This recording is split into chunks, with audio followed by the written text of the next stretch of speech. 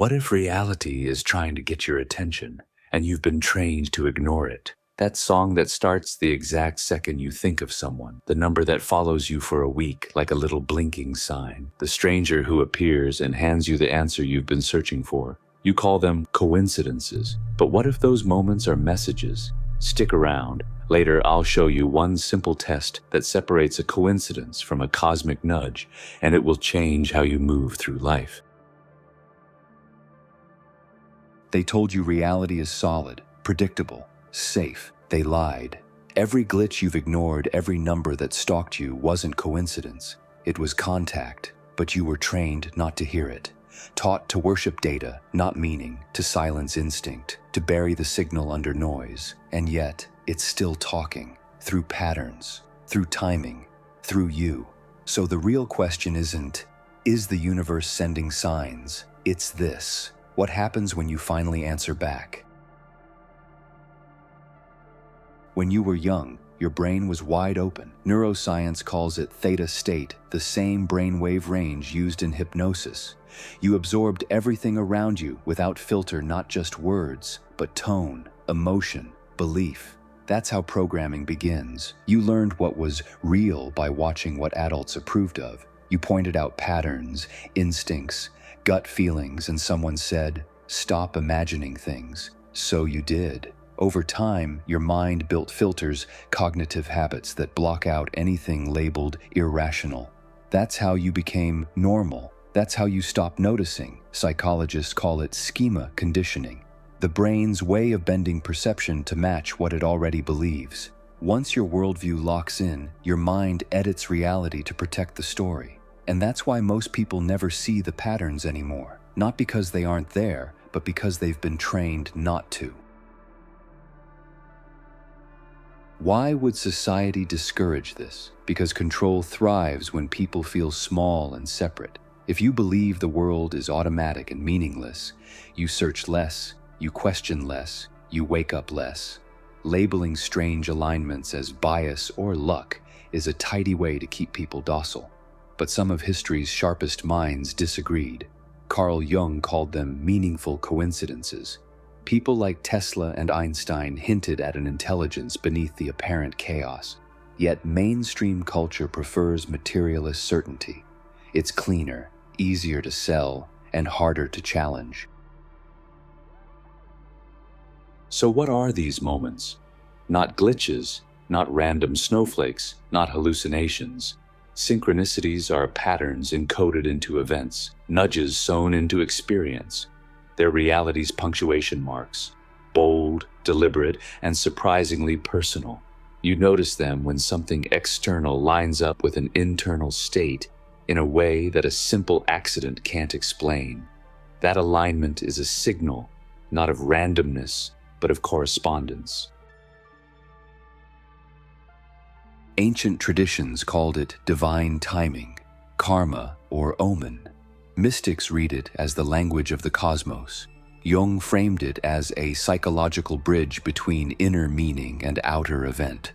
Modern physics gives us metaphors, non-locality, entanglement, ways to imagine that things are connected beyond distance. Different words, same insight. The universe appears to be threaded with meaning.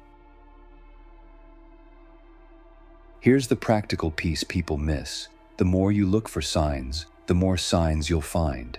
Why? Because your mind is a selective instrument. Neuroscience names a part of this, the reticular activating system, your mental gatekeeper. It decides what hits your conscious awareness. Once you tune to a frequency, the world supplies related data. Buy a pair of red shoes. Suddenly, red shoes are everywhere. That's RAS, but it doesn't explain the meaningful timing. That's where consciousness and intention come in. When you expect messages, your attention rearranges the field. You begin to notice patterns you weren't noticing before, and your life begins to mirror that attention. Where do they come from? There are three main models. 1. A higher self, a wiser version of you guiding choices. 2. The collective unconscious, a shared pool of human symbolism and meaning that spills into individual lives. 3. An external intelligence. Call it universe, God, source, or even the architecture of a simulation. Which is right? Maybe a combination.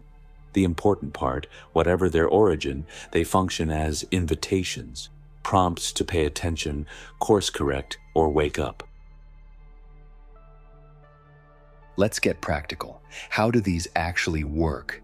Attention. What you focus on grows. Your mind filters reality. What you tune to shows up more. Vibration.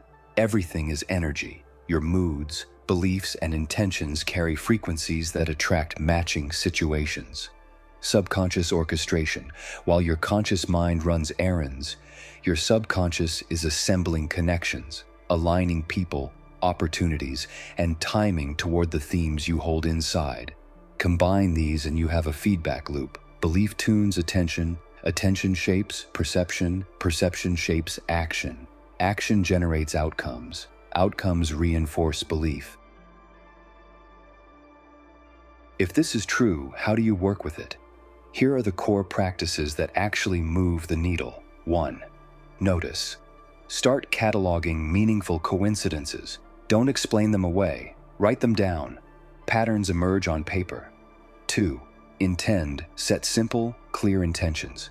Speak them. Feel them. Intention is like a radio call into the field. 3. Pause and listen. Build micro-rituals.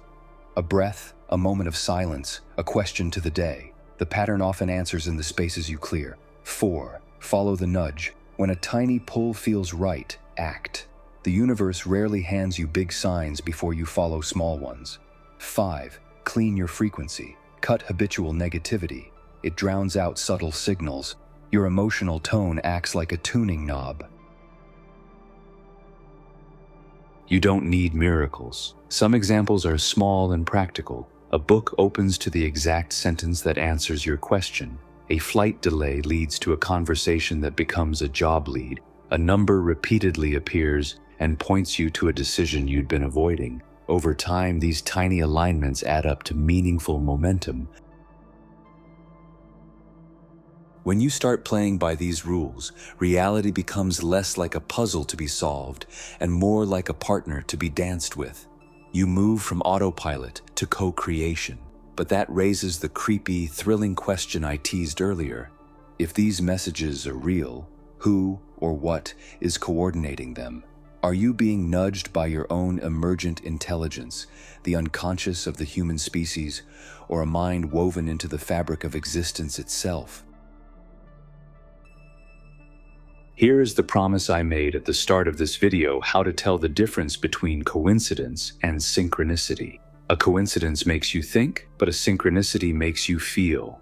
Let me say that again. A coincidence makes you think, a synchronicity makes you feel. You will know it by that strange electricity in your chest, like the universe just called you by name.